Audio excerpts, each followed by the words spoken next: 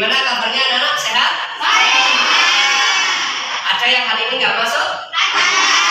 Siapa? Sofi sama Hari. Sofi kenapa Sofi? Kalau Hari? Ya mudah-mudahan ya teman kita yang sedang sakit segera diangkat penyakitnya, diberikan kesembuhan dan juga bisa kembali untuk beraktivitas belajar dengan kita sama-sama. Oke, anak-anak, menjelang siang hari ini pastinya semangatnya ini kayaknya sudah mulai reda. Kita cek semangat dulu ya. Masih semangat? Kita cek dulu. Oke, terus semangat.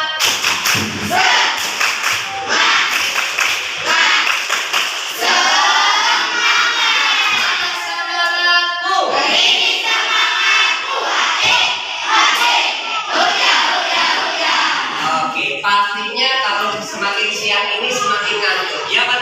Ya. Jalan semakin redup. Ya, pastinya kita di sini akan pembelajaran melatih bahasa Indonesia anak-anak, yang mana kita di sini akan diajarkan teori.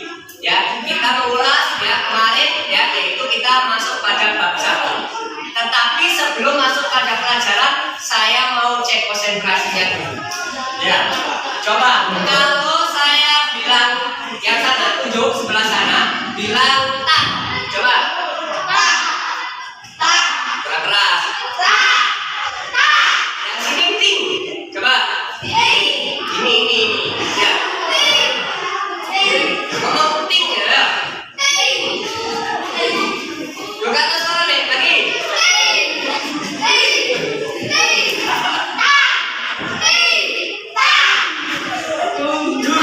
Ya.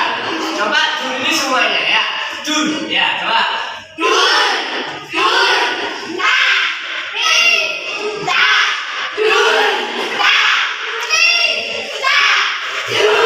Oke ya, ini masih permulaan. Sekarang kita coba bermain alat musik konsentrasi. Kalian harus perhatikan tangannya Pak Taufik. Jangan perhatikan yang lain. Jelas ya? Sudah siap? 1, 2, 3.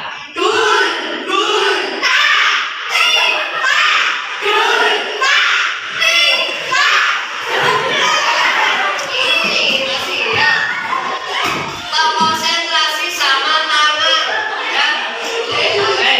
Jelas itu loh ya. Jangan ragu-ragu. Sekali lagi, coba.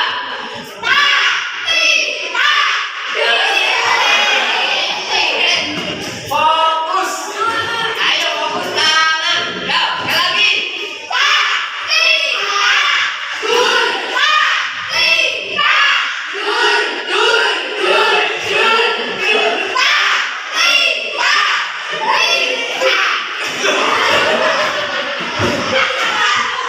Oke, terus semangat.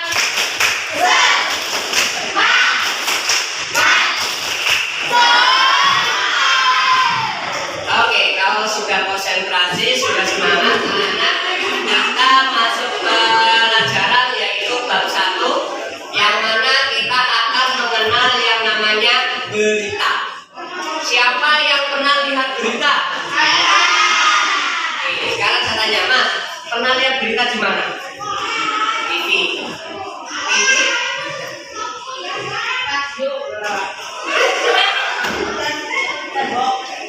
Tembok. Berarti apa itu? Oh? Koran, ya, media cetak, ya. Ada yang mungkin mendengar? Kalau mendengar di mana? Radio, betul sekali. Di mana lagi? HP, ya, bisa audio visual. Oke. Secara keseluruhan anak-anak, berita ini bisa kita akses dimanapun. Ya, baik melalui media sosial maupun melalui media cetak. Nah, di sini anak-anak, kira-kira dari berita yang kita lihat, yang kita peroleh, tahu nggak sih bahwasanya berita itu ada strukturnya tersendiri? Ada nggak ada? Ada. Membuat berita itu tidak harus ngawur, nggak ngawur. Sakarepe dhewe ada aturannya. Nah, apalagi anak-anak sekarang di media sosial itu banyak beredar berita-berita yang hoax. Berita hoax itu apa?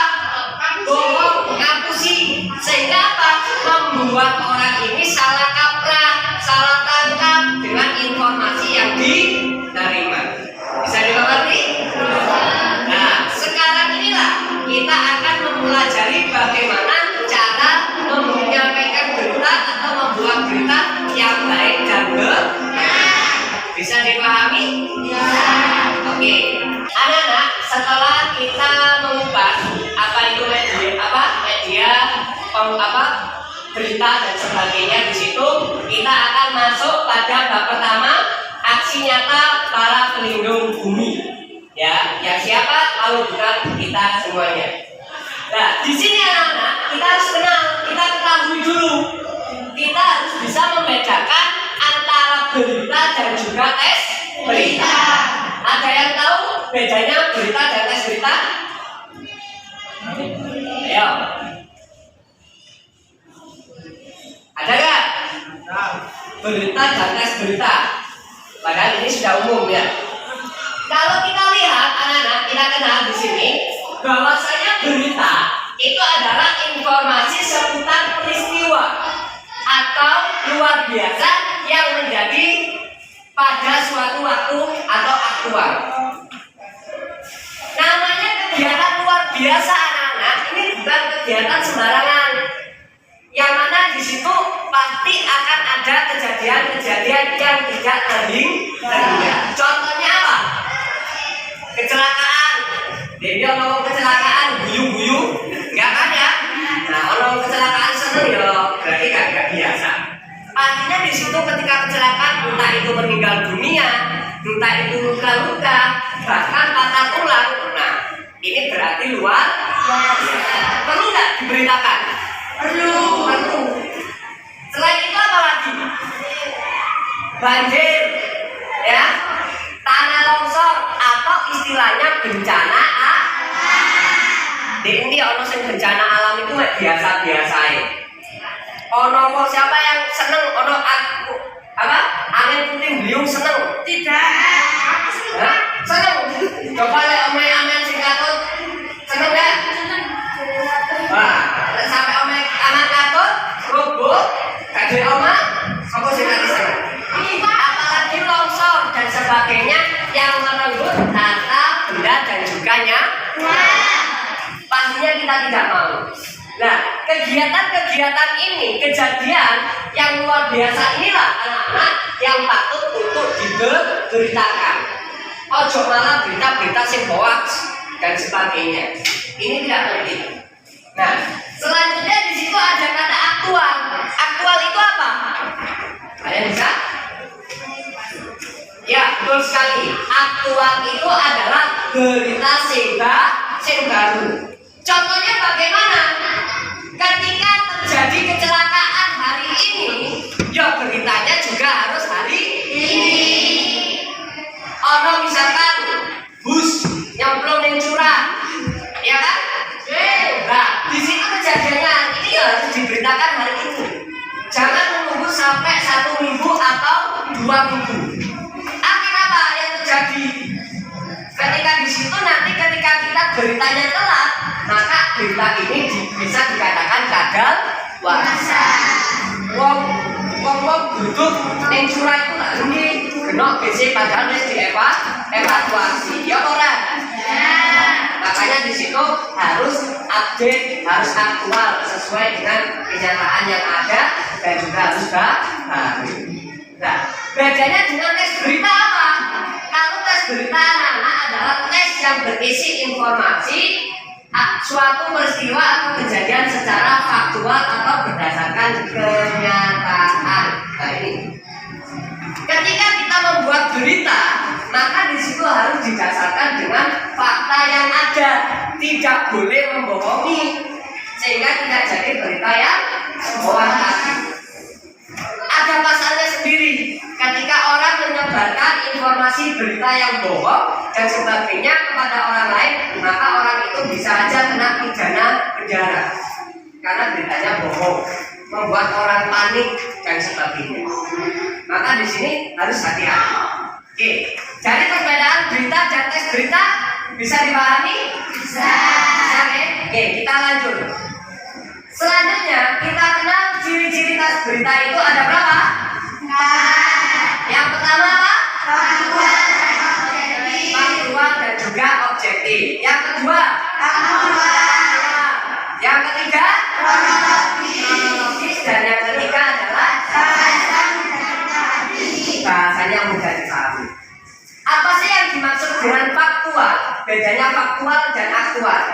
Kalau faktual atau objektif ini yaitu disusun berdasarkan fakta yang ada, bukan berdasarkan opini atau pendapat orang lain. Sedangkan aktual seperti yang disampaikan temannya Samuel tadi, berita itu adalah masih segar atau apa?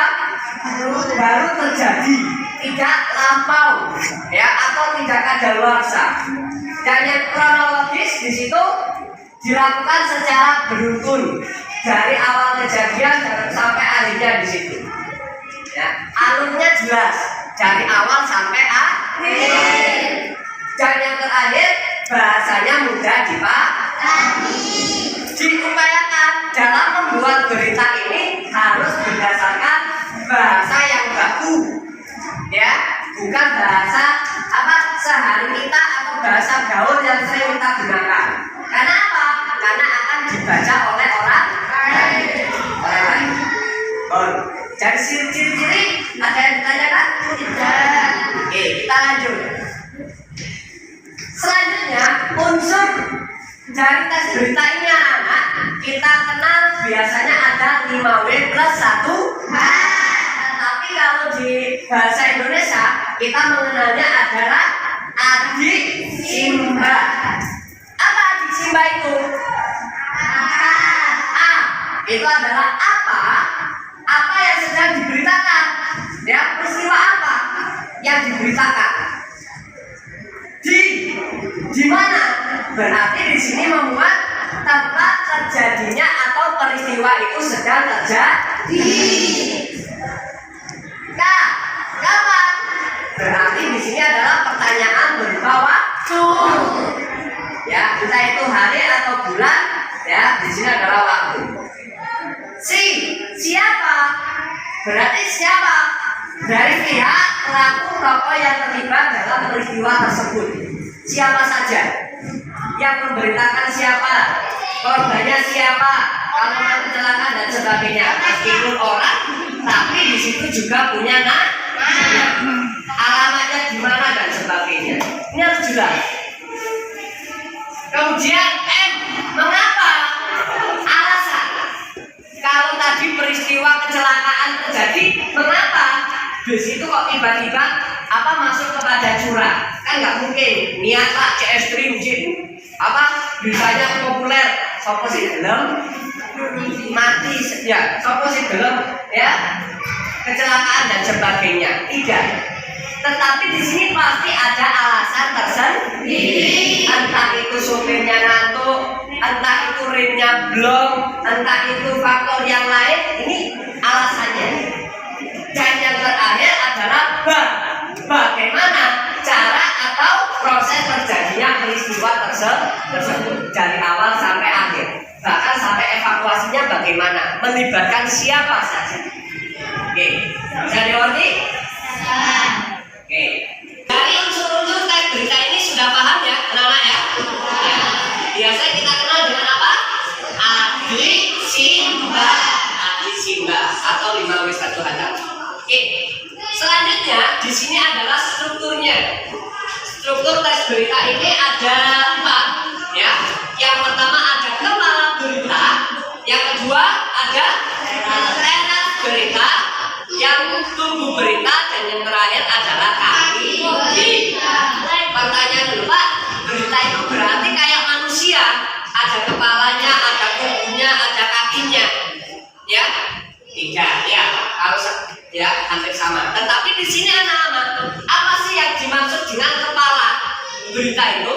Yaitu adalah judul.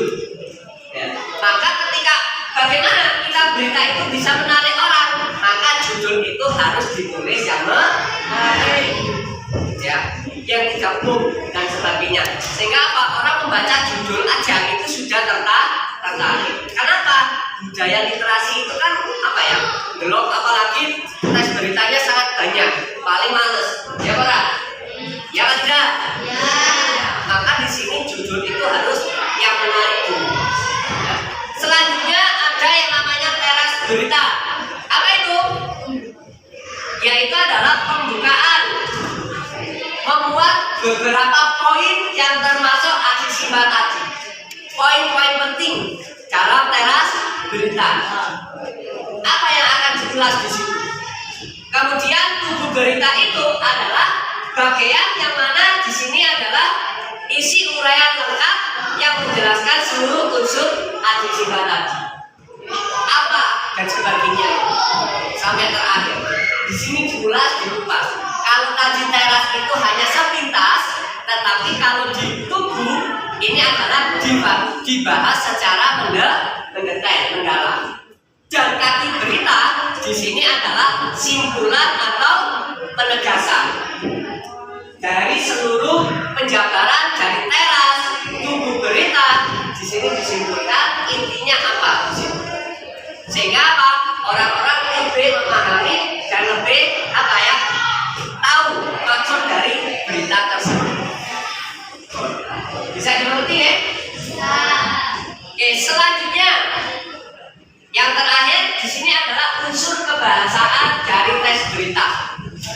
Bahasa yang digunakan dalam tes berita ini anak-anak mencakup yang pertama adalah menggunakan kata kerja pewarta.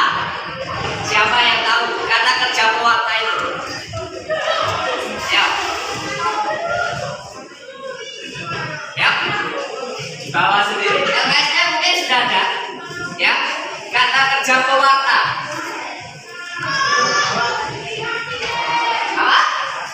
Apa? Gak ada. Ada.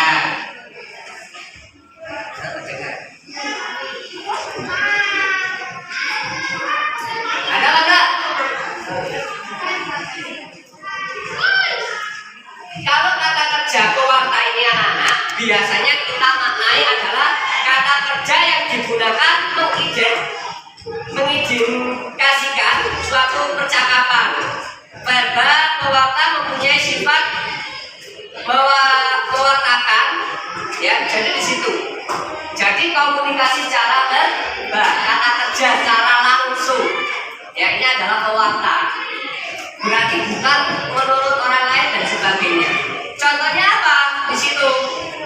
Seperti mengatakan, memaparkan, menjelaskan, memberitakan dan sebagainya.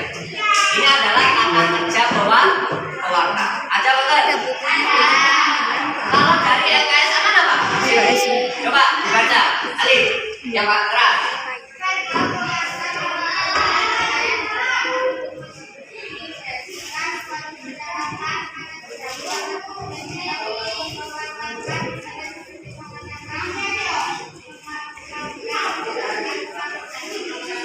Sama ya, oke, terima kasih. Ya, jadi di situ anak-anak kata pewarta ini adalah ucapan atau yang secara verba, secara langsung. Yang kedua menggunakan kata keterangan waktu lampau. Kata waktu lampau itu seperti apa? Ada yang tahu? Dulu. Oke, bagus. Apa lagi? Kemarin. Kemudian apa lagi? Kapan hari? 2 hari yang lalu, 2 minggu yang lalu, ya, atau sebagainya. Ya, ini adalah kata kerja lampau, waktu yang lampau. Ya, di situ. Kemudian menggunakan kutipan langsung dan tidak langsung. Ini biasanya ada ditandai adalah dengan tanda kutip. Ya, kalau memang itu adalah kalimat langsung. Kalau tidak langsung, biasanya di sini adalah dicampur dengan opini yang ada. Kemudian menggunakan bahasa baku, netral dan juga objektif. Ya, kata baku itu yang disesuaikan dengan EYD, ejaan yang disempurnakan atau sesuai dengan kamus besar bahasa Indonesia. Dan yang terakhir menggunakan makna denotatif. Ya, di sini adalah makna. Ya, denotatif itu apa? Ya, makna denotatif. Ada konotatif, ada denotatif. Ini hampir sama. Kalau konotatif itu adalah yang tidak langsung. Sedangkan ya denotatif ini adalah makna yang secara langsung. Oke, dari sini ada yang ditanyakan anak-anak? Oke, dapat disimpulkan ya. Berarti di sini dalam membuat berita anak-anak kita tidak boleh sembarangan. Ada unsurnya yang harus kita penuhi. Ada kebahasaan yang harus kita ikuti, perhatikan dan sebagainya. sehingga apa? Menjadikan berita itu menjadi baik dan juga benar. Oke, cukup ada yang ditanyakan? Oke, kalau memang tidak ada yang ditanyakan anak-anak, ya, mari sebelum kita akhiri, ya kita coba cek semangatnya lagi. Oke, tepuk semangat. Yuk.